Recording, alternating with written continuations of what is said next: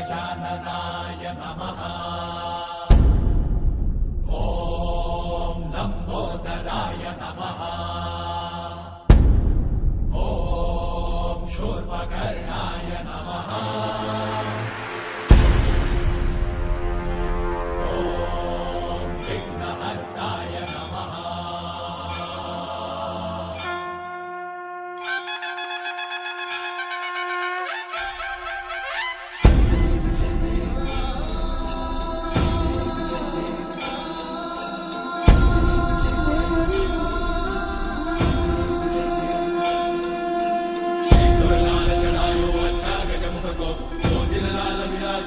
गौरी हर को नादलिए गुड़लड्डू साई सुरवर को महिमा कहीं न जाए राग कहूँ पद को जय देव जय देव।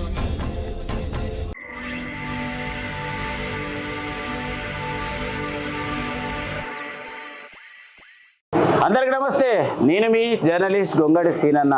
మరి వినాయకుడు ప్రతిష్ఠించిన నుంచి ఇప్పటి వరకు అయితే ప్రతిరోజు అయితే ప్రతి గల్లీకి అయితే గణేశులను అయితే మరి కవరేజ్ చేసి మీ అందరికైతే చూపిస్తున్నా. మరి గియాల కూడా ఏది ఏమైనా కూడా మరి కాలేజ్లో అంటే విద్యార్థులు ఉంటారు కదా, విద్యార్థులు మరి ఇంటికాడ ఉన్నప్పుడు అయితే గణేష్ని పెట్టుకొని ధూమ్ ధామ్ తీన్మార్ సింధులు వేస్తున్నాయి. కానీ ఫ్యూచర్ మంచిగా చదువుకొని ముందు ఎదగాలంటే ఇప్పుడు జరగ ఈ రెండేళ్ళు కష్టపడాలి. మరి దాంట్లో భాగంగా మరి కాలేజ్లో వినాయకుని ఏర్పాటు చేసుకోవడం జరిగింది. మరి ఆ కవరేజ్ని బాలాపూర్ చైతన్య కాలేజ్లో ఈరోజు ఏర్పాటు చేసినటువంటి వినాయకుని నిమగ్నోత్సవం కార్యక్రమంలో భాగంగా మరి జాతర అంటే విద్యార్థులతో చేసేటువంటి జాతర చాలా గొప్పగా ఉంటుంది. ఆ గొప్ప కార్యక్రమానికి కవరేజ్లో ఈరోజు రావడం జరిగింది. సో మనతో పాటు ఈ చక్కటి వ్యవస్థని మరి ప్రారంభించినటువంటి మహా గొప్ప వ్యక్తి అనొచ్చు, శక్తి అనొచ్చు, మనతో పాటు ఉన్నాడు. అన్న నమస్తే. నమస్తే సార్. మీ పేరు? ప్రతాప్ రెడ్డి. అన్న ఎట్లున్నావే? చాలా సంతోషంగా హ్యాపీగా పిల్లలతో కలిసి గణేష్ నిమజ్జనం జరుపుకుంటున్నాం. చెప్పాలి, అసలు బాలాపూర్ చౌరస్తాలో మొదటిసారి అసలు కాలేజ్ అనేది లేకుండే అసలు కాలేజ్ పెట్టాలని ఎందుకు అనిపించింది? అంటే ఈ ఏరియాలో దాదాపు అంతా కొన్ని స్లమ్స్ ఉన్నాయి, అక్కడక్కడ బయట నుంచి వచ్చి సెటిల్ అయిన ఫ్యామిలీస్ ఉన్నాయి. మంచి ఎడ్యుకేషనల్ ఇన్స్టిట్యూషన్ కూడా లేదు. నేను స్టార్ట్ చేసినప్పుడు 2009లో ఇక్కడ కాలేజ్ స్టార్ట్ చేస్తే కూడా ఇక్కడ కాలేజ్ స్టార్ట్ చేయడం కాదు, ఇక్కడ స్టార్ట్ చేస్తే ఈ టీజింగ్ జరగడం ఇవన్నీ డిస్టర్బెన్స్ ఉంటుంది, ఇక్కడ కాలేజ్ రన్ చేయలేరని చాలామంది చెప్పినారు. కానీ ఇలాంటి ఏరియాలో ఈ మిడిల్ క్లాసు పూర్ ఫ్యామిలీస్ ఇక్కడ లేబర్ ఎక్కువ ఉంటారు, వీళ్ళకి మంచి ఎడ్యుకేషన్ ఇవ్వాలనే ఉద్దేశంతో బాలాపూర్ చైతన్య జూనియర్ కాలేజ్ అని 2009లో 78 మందితో ఎస్టాబ్లిష్ చేయడం జరిగింది. అది ఈరోజు 1500 మందికి రీచ్ అయింది. 100 మందికి పైగా ఎంప్లాయ్మెంట్ ఇవ్వడం జరిగింది. ఈరోజు వీళ్ళందరితో ఈ గణేష్ నిమజ్జనంతో పాటు ఈ టీచర్స్ డే జరుపుకోవడం చాలా ఆనందకరమైన విషయం. ఇంకొక ముచ్చట అడుగుతా, వాస్తవానికంటే కాలేజ్ అనగానే ఇది ఒక పెద్ద రిస్క్. విద్యార్థులతోటి సాహసం చేయడం అనేది ఆకాశంలోకి పైకి చూసి కిందికి మళ్ళీ మనం వస్తామా రామే అనే అంశం ఉంటుంది కదా. మళ్ళీ అసలు విద్యార్థులకే మరి జూనియర్ కాలేజ్ని పెట్టి మరి ఈ విద్యార్థులకు చదివియాలని అసలు ఎందుకు అనిపించింది? నిజంగా చెప్పాలంటే స్కూల్ లైఫ్లో విద్యార్థులు తల్లిదండ్రుల డైరెక్షన్లో టీచర్లు ఏం చెప్పినా జాగ్రత్తగా వింటారు. అదే ఇంటర్మీడియట్ స్టేజ్కి వచ్చే వరకు రకరకాల స్కూల్స్ నుంచి వచ్చిన వాళ్ళు ఉంటారు. ఇది కొత్త ప్రపంచం లాగా ఉంటుంది. ఇక్కడ డీవియేషన్స్ ఎక్కువ కనబడుతుంటాయి. పిల్లలకి ఏదైతే మనం చేయమంటామో అది కాకుండా వేరే చేసే ప్రయత్నం చేస్తారు. దారి తప్పిపోతున్న విద్యార్థులను చూసి ఆ ఏజ్ నుంచి నేను వచ్చిన కాబట్టి ఇంటర్మీడియట్ అనేది ఒక ఛాలెంజింగ్గా తీసుకొని పిల్లలను అంటే 100% దారి తప్పకుండా కష్టమైన కొద్దిగా ఇష్టంగా చదివిపిస్తే వీళ్ళ లైఫ్ చాలా బాగుంటుంది. ఇంటర్మీడియట్ దాటితే వీళ్ళు ఆటోమేటిక్గా వీళ్ళకి మెచ్యూరిటీ లెవెల్స్ వస్తాయి, వీళ్ళు ఖచ్చితంగా ఒక కెరియర్ రూట్లో ప్రయాణం చేస్తారు. కానీ ఏదైతే ఇంటర్మీడియట్ ఉందో ఇక్కడ డిస్టర్బ్ అయితే లైఫ్ కొలాప్స్ అవుతుంది. ఈ రోజుల్లో ఈ డ్రగ్స్, ఈ టీజింగు, ఈ మీడియా, సోషల్ మీడియా, ఈ వాట్సాప్, ఇన్స్టాగ్రామ్లు, ఈ టీవీలలో వచ్చే జబర్దస్త్, బిగ్ బాస్ లాంటి ఫాల్తూ ప్రోగ్రామ్స్, వీటి వల్ల దారి తప్పుతున్న యువతను ఒక సరైన మార్గంలో నడిపించాలనే ఉద్దేశంతో ఇంటర్మీడియట్ కరెక్ట్ అనేది డిసిజన్ తీసుకొని నేను నా వైఫ్తో పాటు మిగతా స్టాఫ్ అంతా కూడా ఇక్కడ చేసి వెళ్ళిపోయిన వాళ్ళు ఉన్నారు, ఇక్కడ చేస్తున్న వాళ్ళు ఉన్నారు. వీళ్ళందరూ కూడా సాక్రిఫైస్ చేసి వీళ్ళ టోటల్ టైం మనకి ఇచ్చేసి మంచి ఎడ్యుకేషన్ ఇచ్చే ప్రయత్నం చేస్తున్నాం. దీంట్లో మెయిన్ ఉద్దేశం ఏంటంటే ఇంటర్మీడియట్ పిల్లలను దారి తప్పకుండా చూసుకోవాల్సిన బాధ్యత తల్లిదండ్రులుగా నేను కూడా తీసుకున్నా అనేది మా ఇంకొక ముచ్చట అడుగుతా, ఒక్కసారి కాలేజ్ ప్రారంభించిన తర్వాత కొంచెం డెవలప్మెంట్ కాగానే ఏదైతే ప్రారంభించినటువంటి వ్యక్తులు కాంట్రాక్ట్ మంచిగా బెంజ్ కార్లలో, ఆడి కార్లలో అఫీషియల్గా ఉంటారు. మరి మీరెందుకు ఎప్పుడు విద్యార్థులతోటే ఉండి ఒక తల్లి లేక తండ్రి లేక చూసుకుంటారు? ముఖ్య కారణం ఏంది? ఒకరి మీద నమ్మకం పెట్టేసి పక్కకు జరిగే పరిస్థితి లేదు. చెప్తున్నాను కదా, ఈవెన్ తల్లిదండ్రులకు కూడా అబద్ధాలు చెప్పి బయటకు వచ్చి చేసే చెడు పనులు కూడా పేరెంట్స్కి చెప్పకుండా ఉండే ఏజ్ ఇది. ఈ పిల్లల్ని ఎవరి మీదనో బాధ్యత పెట్టేసి నేను సైడ్ అయిపోతే మళ్ళీ నేను అనుకున్న ఏదైతే నా డెస్టినేషన్ ఉందో అది రీచ్ అయితే అనుకోలే. పిల్లలతో నేను వండుకుంటూ పిల్లలతోనే నేను కలిసి చేస్తూ ఉంటే పిల్లలు నన్ను చూసి ఫాలో అవుతారు, టీచర్స్ కూడా నన్ను చూసి జాగ్రత్తగా ఉంటారు. సరే, ఒక మంచి సిస్టమ్ సెట్ చేయొచ్చు అనే ఉద్దేశంతో నేను అన్నిటికన్నా ఇక్కడ ఒక డైరెక్టర్గా కాకుండా ఫస్ట్ నేను ఈ స్టూడెంట్స్కి ఇక్కడ ఒక సెక్యూరిటీ గార్డు లాగా ఉండాలనే ఫీలింగ్ నాకు ఉంటుంది.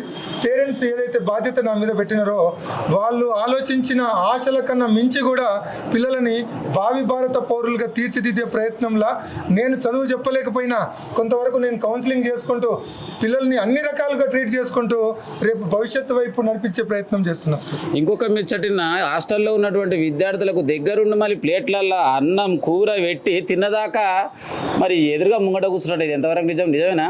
అంటే ఇది వరకు అన్ని క్యాంపస్లు కూడా తిరిగేటోళ్ళం. ప్రస్తుతం పర్టికులర్గా మెయిన్గా గర్ల్స్ క్యాంపస్ ఈ ఇంటర్మీడియట్ ఏజ్లో చాలామంది పిల్లలకి బ్లడ్ లేకపోవడం, హిమోగ్లోబిన్ ఈ బిలో 7, 6 అట్లా ఉండడం, చిన్న అంటే ఒకరోజు ఒక పూట తినకపోతే కింద పడిపోవడం, ఒకరోజు హెల్త్ ఇష్యూస్ తట్టుకోలేక హాస్పిటల్లో పడడం, అంటే ఈ స్టూడెంట్స్ ప్రాపర్గా తినకపోవడం వల్ల హెల్త్ ఇష్యూస్ వస్తున్నాయి. హెల్త్ బాగాలేనప్పుడు చదవడానికి ఎట్లా సహకరిస్తుంది బాడీ? సో పిల్లలకి కొద్దిగా దగ్గరుండి పెడితే నేను తిన్న తర్వాత అక్కడ ఒక వాచ్మెన్ కూడా పిల్లలు ఏ ఫుడ్ పడేయకుండా అవసరమైతే ఇంకో 10 minutes టైం తీసుకొని కూడా ఫుడ్ కంప్లీట్ చేసినాక వెళ్తే తల్లిదండ్రులు మన మీద వదిలేసినారు కాబట్టి పిల్లలు ఎట్లా తింటున్నారో అనే ఇంట్లో వాళ్ళ బెంగ ఉంటుంది.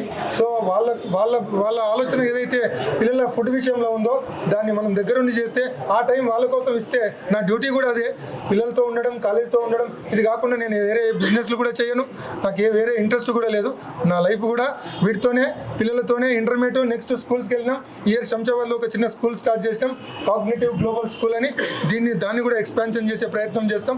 ఒక ప్రాక్టికల్ ఎడ్యుకేషన్, ఇది నాకు తెలిసినంత వరకు రేపు దసరా తర్వాత కూడా ఈ సంవత్సరం ఇంటర్మీడియట్ స్టూడెంట్స్కి కంప్లీట్గా ప్రాక్టికల్స్ చేయించడం జరుగుతుంది. ఎక్కడ ఏ కాలేజీలలో ప్రాక్టికల్స్ అనేది చూసి రాసే ఎగ్జామ్స్, మన దగ్గర అట్లా కాదు. నెక్స్ట్ అందరూ ఓన్గా రాసే కెపాసిటీ తీసుకొచ్చే ప్రయత్నం మనం కూడా చేద్దాం.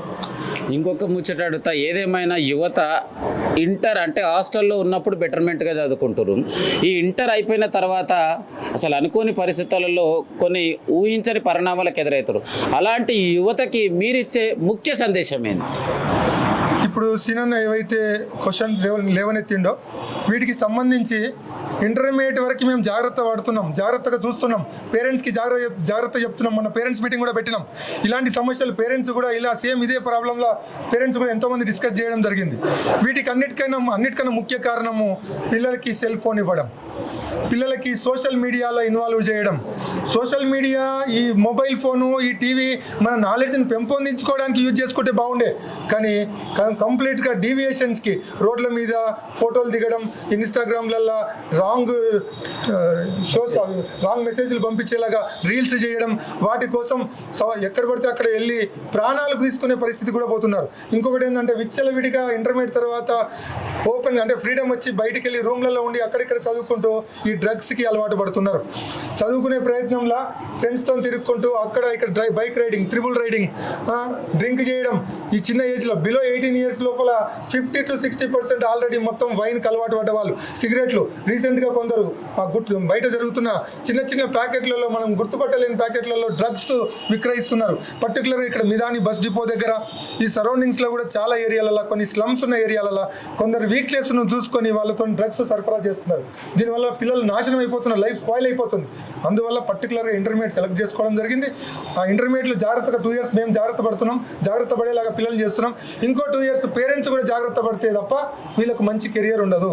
లేకపోతే వీళ్ళ కెరియర్ అనేది ఎడ్యుకేషన్ సైడ్ ఉండదు, ఒక మంచి జాబ్ కోసం ఉండదు. రేపు ఫ్యూచర్లో భార్య భర్తలు ఇద్దరు కలిపి జాబ్ చేస్తేనే ఫ్యామిలీ రన్ అయ్యే పరిస్థితి ఉంది. సో మీరు కూడా సెటిల్ అయితే తప్ప మీ ఫ్యూచర్కి మంచి డైరెక్షన్ ఉండదు. సెటిల్ అవ్వాలంటే ఖచ్చితంగా పొద్దున ఉదయం 4:30, 5 గంటలకు లేచి చదవాలా, నైట్ 10:30, 11 వరకు చదవాలా. ఈ ఫోన్లో ఉన్నంత టైము స్టడీస్ మీద ఉంటే మీరందరూ కలెక్టర్ అయ్యే ఛాన్స్ ఉంది, మీరు అనుకున్న గోల్స్ రీచ్ అయ్యే ఛాన్స్ ఉంది. దీనికి ఈ రోజు నుంచే ఈ గణేశుని ముందల ఈ టీచర్స్ డే సందర్భంగా గొంగడి సీనన్న మనకి ఇచ్చిన ఈ అవకాశంలో మనం అందరం ప్రమాణం చేద్దాం. రేపటి నుంచి తల్లిదండ్రుల ఆశలకు అనుగుణంగా నడుచుకుంటామని ప్రమాణం చేయండి. చేయాలా? రేపటి నుంచి మా బంగారు భవిష్యత్తు కోసం అనుక్షణం ఆలోచించే తల్లిదండ్రుల కోసం తప్పకుండా వాళ్ళ ఆలోచనలకు అనుగుణంగా ఏ తప్పుదారి పట్టకుండా కష్టపడి ఇష్టంగా చదువుతామని తల్లిదండ్రుల, గురువుల ఎక్కడ కూడా వాళ్ళను తక్కువ చేయకుండా సమాజానికి ఉపయోగపడేలాగా మా భవితను తీర్చిదిద్దుకుంటామని ప్రమాణం చేస్తున్నాము. Thank you. Super sir. ఏది ఏమైనా మరి ఇంత చక్కగా మరి విద్యార్థులతోటి ప్రమాణ స్వీకారం అంటే వినాయకుడిని ముందు ప్రమాణ స్వీకారం చేయడం చాలా బాగుంది. ఇంకొక ముచ్చట అడుగుతా, మరి మీ చిన్న ఉన్నప్పుడు మరి ఈరోజు టీచర్స్ అంటే ఉపాధ్యాయుల దినోత్సవం ఉంది కదా, మీకు చదువు చెప్పిన సార్ మీకు ఇష్టమైన సార్ ఇంతకు ఎవరు ఉండే sir? Shuklavardhan Reddy sir, Balaram sir, Tuljaram sir, Srinivas sir, Shankar Reddy sir, Mahmood sir, Chandralingam sir. ఇట్లా నేను నిజంగా చెప్తే నిన్న ఉదయము పిల్లలకు చెప్పాలనే ఉద్దేశంతో అందరికీ మీకు ఐడియా ఉంది, ఒక 2 నిమిషాలు కళ్ళు మూసుకొని డే స్కాలర్స్ చేసినారు. టీచర్స్ని గుర్తు చేసుకోమని ఎంతమంది అని నాకు నిన్న 89 మెంబర్స్ వచ్చినారు. అట్లా నా టోటల్ స్టాఫ్ నాకు ఎవరైతే చదువు చెప్పిన వాళ్ళు ఉన్నారో 89 మెంబర్స్ వచ్చినారు.